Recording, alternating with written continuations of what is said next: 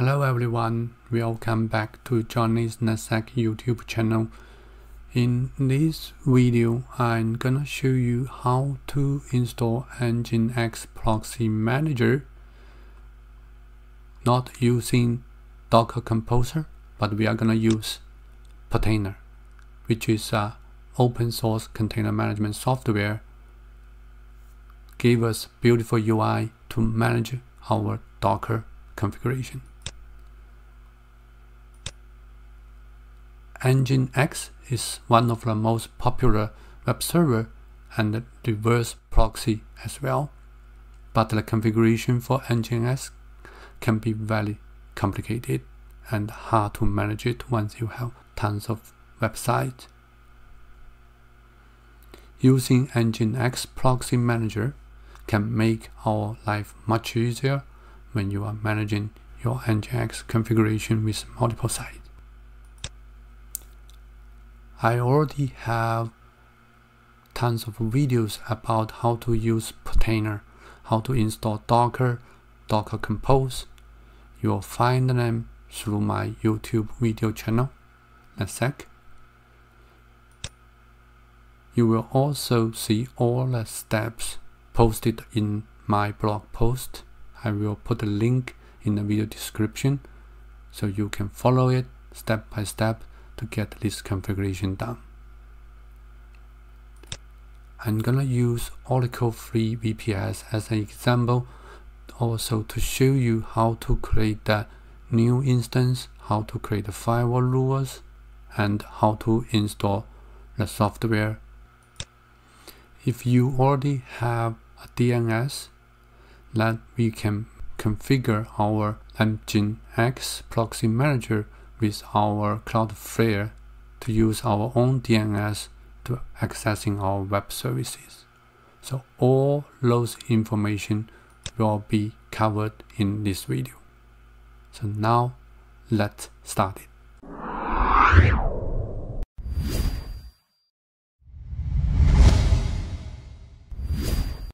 The first thing we are going to do is create a free tier virtual machine. So after you logged into your Oracle Cloud, you can go to Compute Overview. There's a Create an Instance button here. Give a name, call it NPM, since this is created for NPM purpose. So we put into always free eligible domain. For the image, we're gonna choose a different image. So Ubuntu, you can use 2204, 2004 or 1804. I'm going to choose 20.04, this Ubuntu version. Make sure Ubuntu 20.04 has been selected.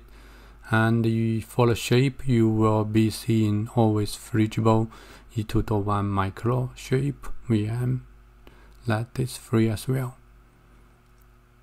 SSH keys, you can generate your own key or use your existing key, as I already have my public key available, so gonna just using my existing key. So you can customize the boot volume size. By default it gave you around 46.6 gigabytes. And in your account you have 200 gigabytes to use, so 47 gigabytes is good size for this lab, so I won't change anything here. Let's start to create it. The creating process usually takes 1 to 2 minutes to get it done. We are gonna stop recording. I will come back once it's ready. Once we have public IP available, then we're gonna configure SSH to access to it. After 1 minute waiting, your instance should be ready. Then you will get the public IP address, which is what we want here. We can copy it and you can send it to your SSH client. I'm using mobile extern, this SSH client, and I try to connect it, but it doesn't work, so I'm gonna try again. So it's authenticating with my private key, so now it looks all good right now. After you logged in, you always wanna to update your system.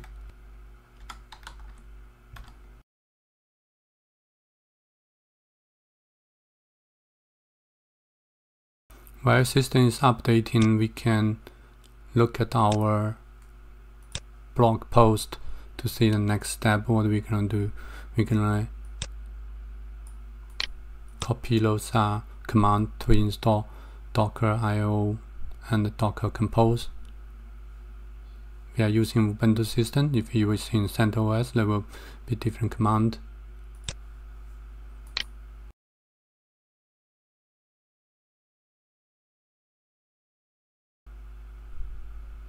Docker Compose isn't necessary for this lab, but we can use one command to install it. So we get that step done. After you install Docker and Docker Compose, then we can start to install Portainer, this open source container management software here.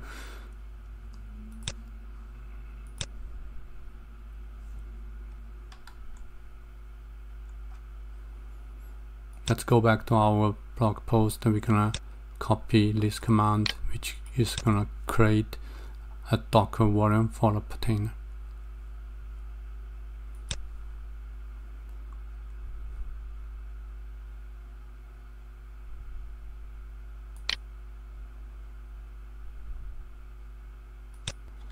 Yeah, let's continue. We have enough disk space for this lab, so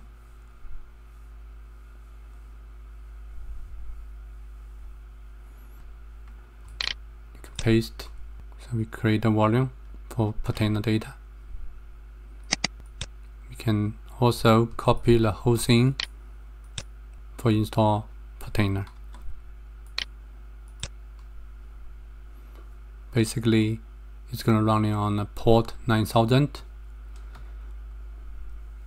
So after Docker Portainer created, we're gonna access port 9000. So one thing we need to make sure is firewall port has been opened for port 1000. So you see network security groups right now is none. So if we do add it, we can use a security group we already created, common port open, save changes, and then we can go to these security groups to see which port we opened.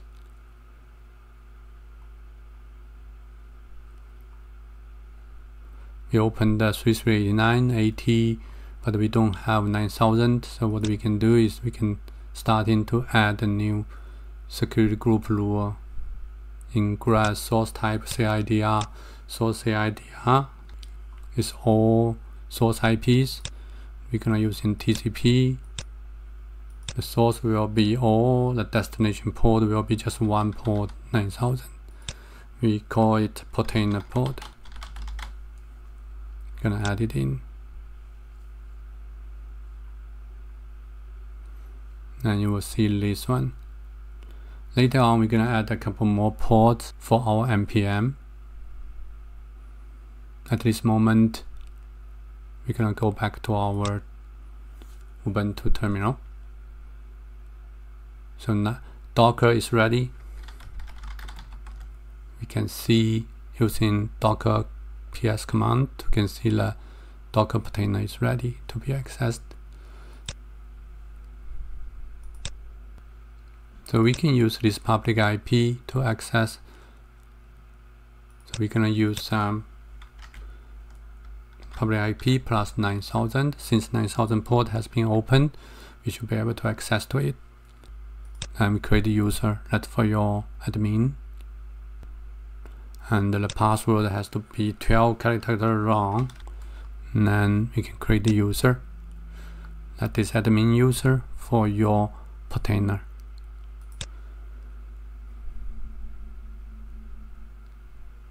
Let's get started. We're gonna connect into our local Portainer. If you look at it, we have one Portainer here.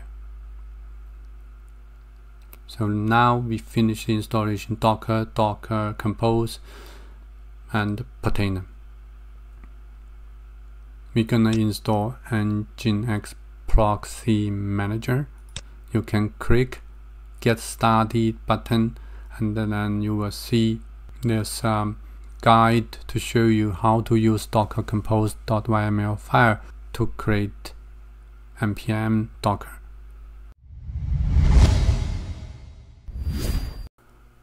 In my list lab, I'm not gonna use in this way. I'm gonna use Portainer to create it, since we already have container installed, so we are able to directly add NPM container here. We're gonna copy most of the configuration over, so that makes our life much easier. So this is the image we're gonna use. Most important part is the port. We need to create 3 port mapping: port 80,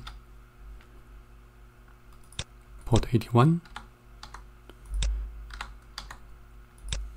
port 443. Restart policy, we're going to use unless stopped. One last thing to do is mapping the volume. So we cannot directly copy this. We're going to change a bit using root folder.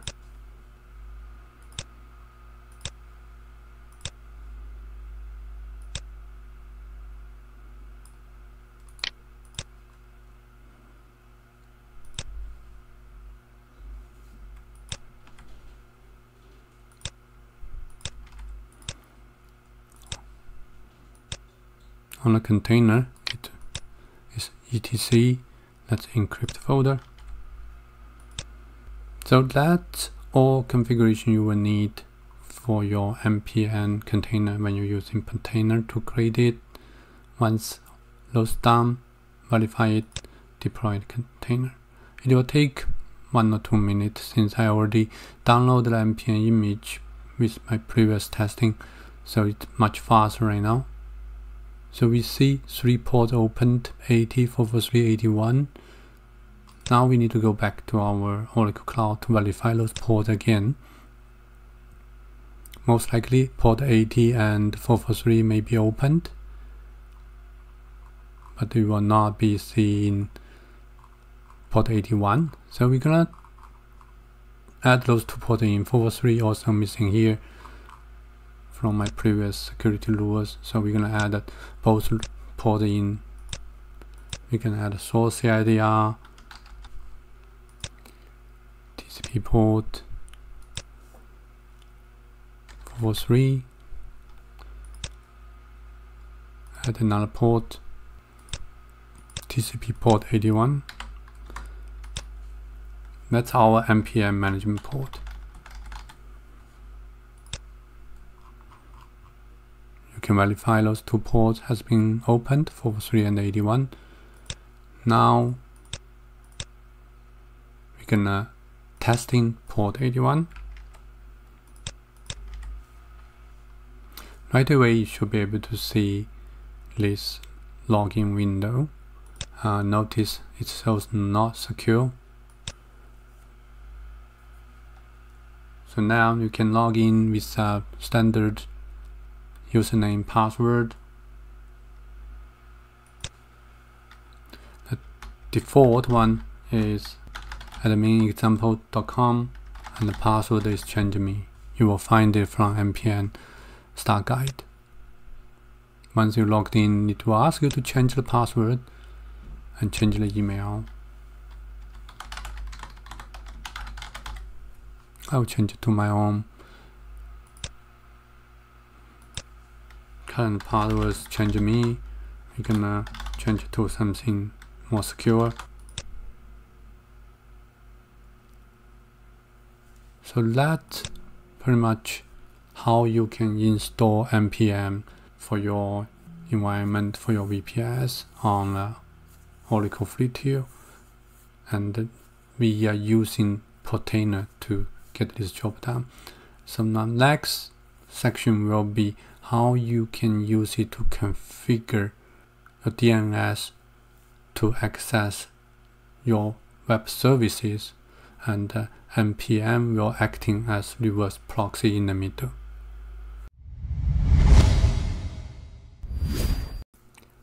Our Nginx Proxy Manager is up and running, but we haven't configured any proxy settings there.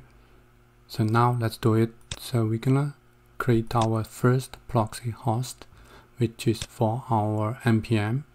We have two web services running on this virtual machine. We're gonna use our NPM to proxy both. Basically, we're gonna create our own DNS record using our own domain to access to it. We're gonna create that record for NPM. IP address will be this IP, public IP. Since we also have Portainer, we're gonna create a record for Portainer as well. We will not use this IP and port to access to it. We're gonna use a URL with your own domain. Same thing on NPM. Now we're gonna create a record for proxy host. We are using npm.51sec1.org. Enter to add this domain name in. The IP address, same. Port is 81. Save it. Right away you see it's online. You can just click the source IP, access to it. You can see it's working now. We can log in with our configuration.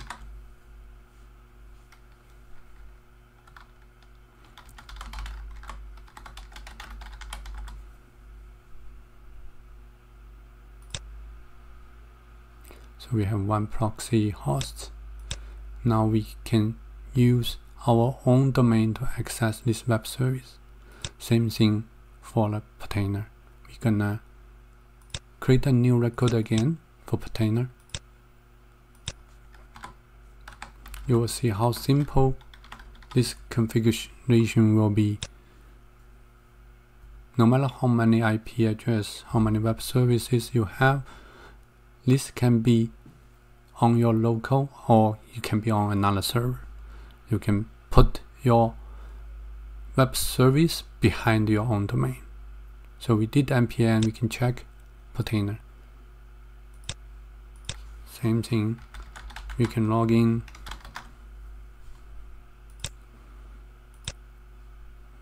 with your own domain URL. NPM can do more. NPM can help you to get your SSL certificate. So as you can see right now we're using HTTP. So next step we're going to quickly apply SSL certificate and assign to both domains. Right now we are using HTTP access to it. To make it more secure we can use HTTPS. Same thing for Portainer. What we can do, we can add SSL certificate for NPM. Make sure you agree that let's encrypt terms of services. Please make sure your domain point to the IP where your NPM instance running in. Save.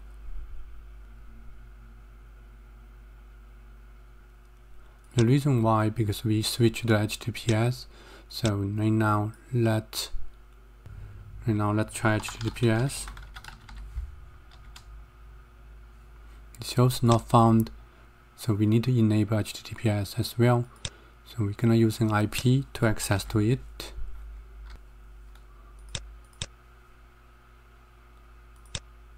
So we have get the HTTPS, but we have to change to HTTPS settings. Edit, save. Now we can try.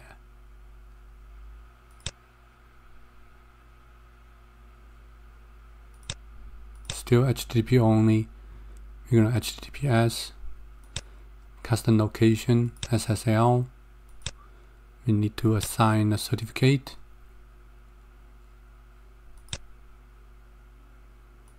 We can use NPM certificate. So now we try it again. It's broken. We're gonna try Portainer. HTTP works fine. We're gonna try edit.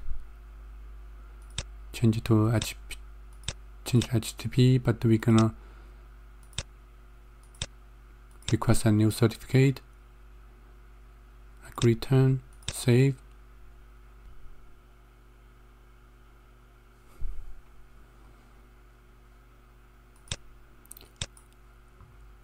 For NPM, you're gonna keep HTTP here because that's what we configured. And we try Portainer now. So now we have HTTPS.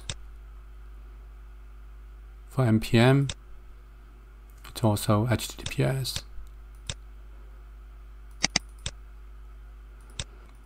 That's all for this video. I hope you learned something from here. Let me know if you have any questions. Again, if you like this video, give me a thumb up. If you haven't subscribed, please do. Thank you for watching. See you in my next episode.